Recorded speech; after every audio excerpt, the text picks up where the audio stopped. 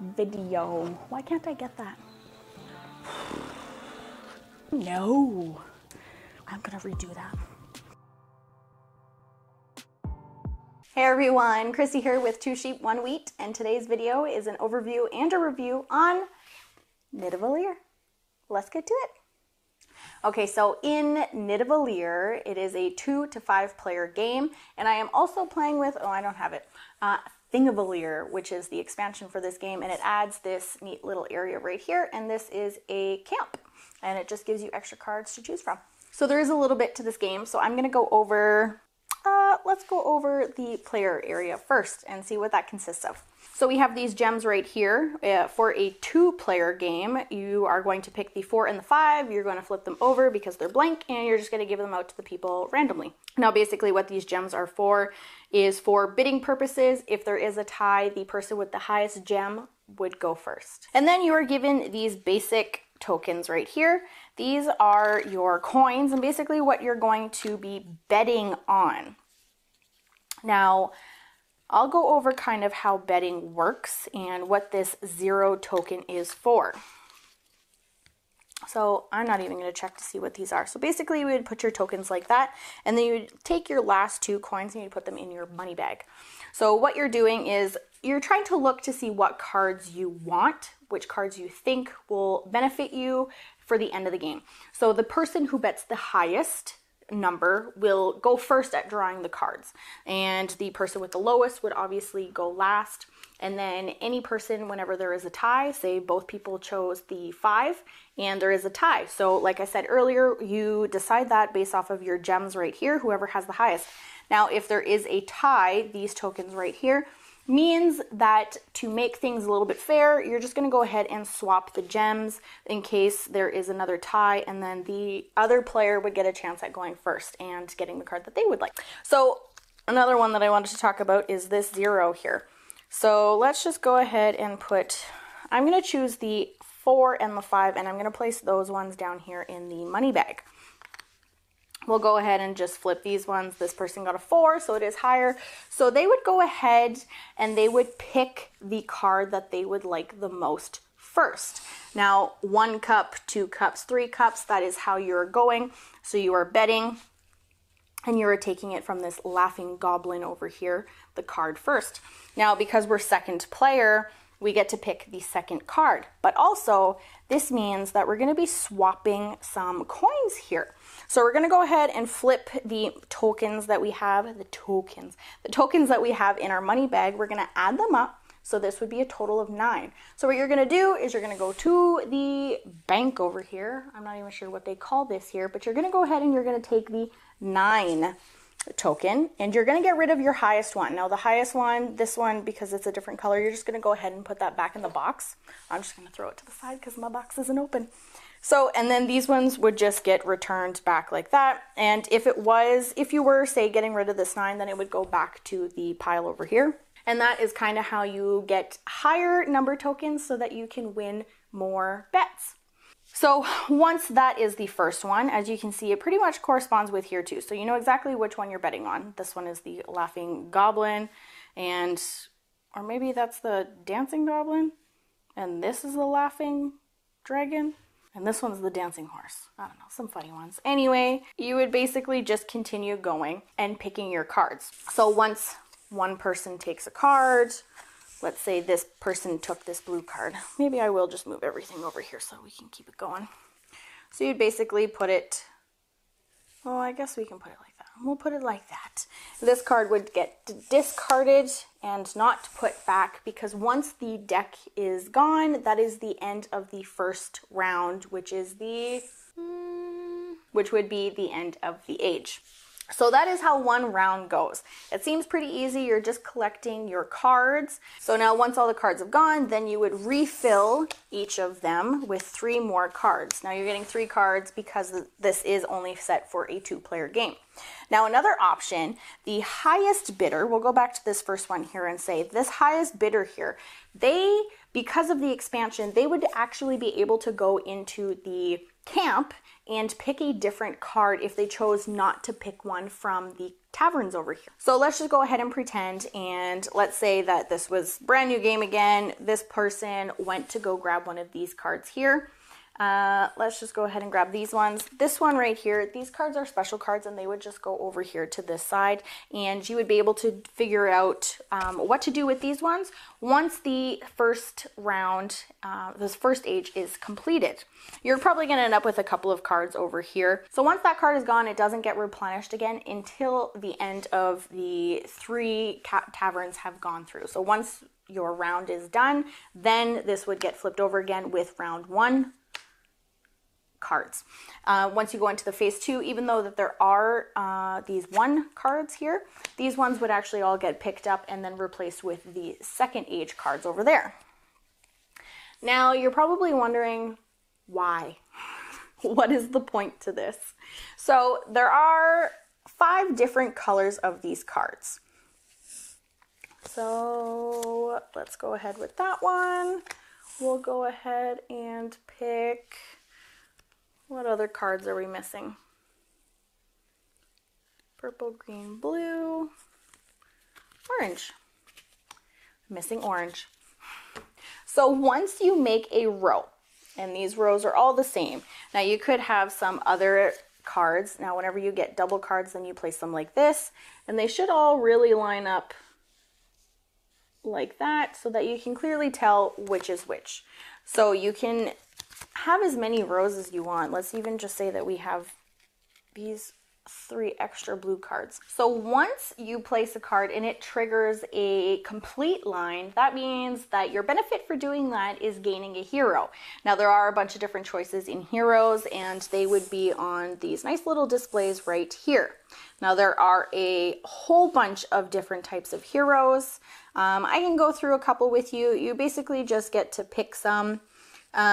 This one right here just means that it's got 2 arrows, so it would basically be 2 extra lines, potentially completing another one. And while you are taking your heroes and placing them, if that is what you're supposed to do with them, and it triggers another line completed, then you get to choose another hero. So basically that one just acts as the double arrow. You can have one of these. This has a 3 ranking on it. It says that you can immediately place 𝗏𝗏𝗏, this is this character, in your blacksmith column. And it says immediately discard the last dwarf card of your choosing from another column. So I guess this one didn't say that you get to place that one there right away, but because this 𝗏𝗏𝗏 here, you can. And then it says that you have to discard one from any other row. So there are a bunch of different colors. Let's see if I can flip this over for you guys so that you can see it and hopefully not have them fall. So there are a bunch of different ones, all different colors for your rows. And then you have the second row right here, which is basically the same as these. I don't know if you saw them, these black ones right here. These heroes here. And these ones right here, basically, if you just collect, the more you collect, the more points that you get. If you end up with all 5 of them, it's an extra 135 points. These ones are literally all just different kinds. This one, I assume you would get your lowest coin. I do believe that you would get an extra 2 on it. This is a cool one, actually. This one allows you to wait before you place your tokens here for your betting. That one, yeah, that one is a pretty cool one. I did end up getting that one, and it definitely helps so that you can see what the other player is playing before you have to bet on it. So if you don't want a specific card, then you can bet lower, or if they're betting low or higher and you want that card too, then you can bet even higher than them if you do have one of those higher value tokens.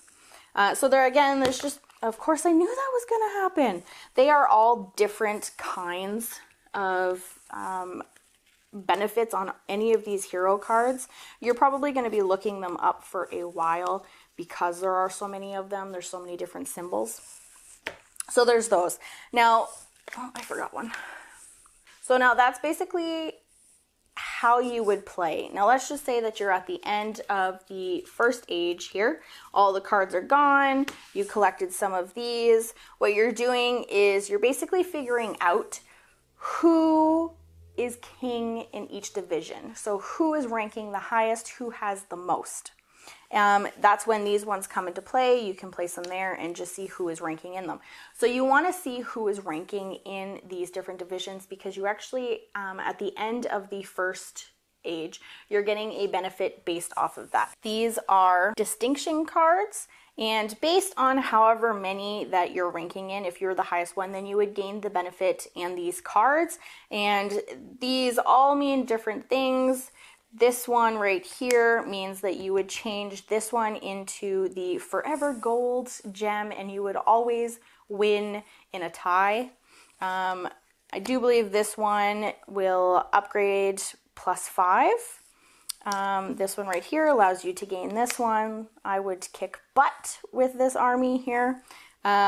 This one I ended up getting as well. That is trading in this 0 token for a 3 token. So again, whoever is ranking in the highest of these would gain the corresponding cards for them at the end of the first year. And then you would move on, you would collect all of these first age cards, and then you would start handing out, or I guess not handing out, but start placing these second age cards in all 3 of these taverns here.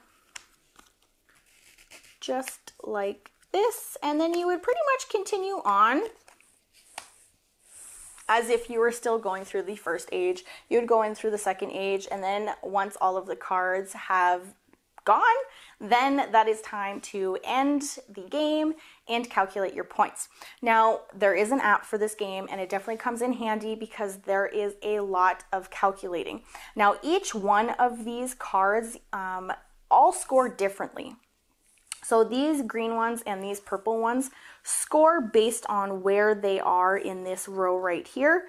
There is an extra, I think 5 or 10 extra scores in the rule book, and it just goes on a little bit more. I think I have it right here. So how far is it? There it is, right here. So it does go on. If it goes past this right here, there is another reference in the rule book. Now I'll just go through them through the rule book here because there's 5 different cards and they all do something different. So like I said, these ones correspond with where they lie on this chart right here. You have these orange ones, the minors. So these ones, you're basically counting the numbers on the cards and you are multiplying that by however many cards there are. Now we'll go into the warriors. The warriors, so I haven't calculated these because the app does it for you, so I don't even know what they score. I couldn't even tell you just talking to you about this game. So anyway, so the warriors, it says that their bravery value is equal to the sum of their bravery points, so you would calculate them, to which the 𝗦𝗢𝗌𝗓, who gets majority in rankings in the warrior column, adds his coin of the highest value, which mine would be the 9. In case of a tie, they would add that coin, right? And in case of a tie, all ties 𝗦𝗢𝗌𝗓s add their highest coin value to their warrior bravery value. So that's cool. So whoever has the highest one, then you essentially just add that like as if it was an extra card. And then we go into the explorers here. The explorers are, so their bravery value is equal to the sum of their bravery points. So you would just again calculate these points. And I think that is it. Oh, I guess it's not that difficult. So whoever has the most victory points at the end of that is deemed the winner of Nidavellir, which is a little bit of hard of a name to pronounce. So anyway, that is the game. That is how you play Nidavellir. So I definitely enjoy a card game, anything where you're building the card or even cards that allow you to benefit by potentially giving somebody else a harder time. I definitely enjoy these types of games. I hadn't even heard of Nidavellir but I actually had, because I did end up watching a couple of videos on YouTube about this game, and I didn't know that this game was the game that we had. So whenever I opened up the box to punch everything out, I was quite surprised and very happy that this was this game so that I could get a chance to play it. So I was very happy whenever we got this game to the table. It is a pretty cool card game, just the way that everything works and how you're scoring the points at the end. I definitely enjoy, because you don't, like, I mean, you could sit here and you do the math and calculate everything on your fingers and try to figure out exactly how many points you have, because everything is open and everybody can see everything what's going on. So I guess maybe you'd be able to tell who was winning if it was pretty, like, a drastic, you know, player 1 had 5 cards, but player 2 had 25, right? So that way, yes. The last game that we played with this game, it was very, very close. I think I won just by a few points, maybe 2 or 3. And it definitely helped because of some of the cards that I was able to get by finishing those rows, which is kind of cool, because I'm not even sure what you're kind of working towards more either. Getting the cards to complete the rows, to get the hero cards, because those will add extra points towards the end. So I'm not even sure kind of what is the main area of the game. Obviously cards, because that's what this whole game is.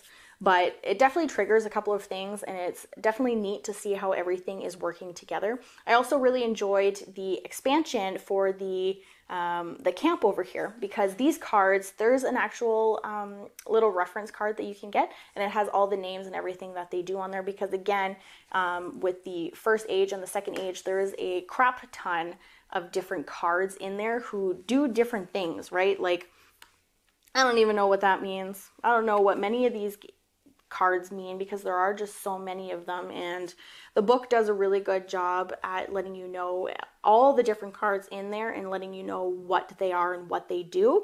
Oh yes, like this one. So the person who has the highest bet gets to take from the camp over here. But if they choose not to, then this card means that the second person is able to buy the card from the camp. So some of these are pretty nifty. Everything kind of ties itself in together, right? Obviously with cards, you either get the card that you want or you don't get the card that you want. But luckily with this one, I feel like there's not that much luck involved in this game, because most of these cards, yes, some of them do have points. And yes, maybe you'll get some advantage cards like this one. Where the heck did these come from? They're not supposed to be there. That's for 5 players. But there is another one that has a 3 coin. It's basically taking your lowest coin, or I think any coin, and exchanging it for 5 points higher. So there is a little bit of strategy, right? Making sure that you're betting the number that you want to make sure you get the cards that you want. But luckily with these ones, most of the time you're just trying to trigger a row so that you can get some of the hero cards over here. And again, all different kinds. So for your first couple of games, definitely you're going to be in the rule book checking everything out before you actually understand all of the symbols and everything like that. There should have been another reference card with the symbols on there, so that just for a quick reference that you know what's going on, you don't have to take so long looking at the rule book. So overall, for a card game, this was really, really fun. I'm really excited to get it to the table again, and I'm excited to get a playthrough out there for you guys too, to watch it all in action. So if you think that you are into board games, no, obviously you're into board games. If you're into card games, this might be a game to try out. And if you do try it out, let me know what you think about it in the comments down below. I will catch you guys next time. Wait, what? What is happening? What is happening? I don't understand this.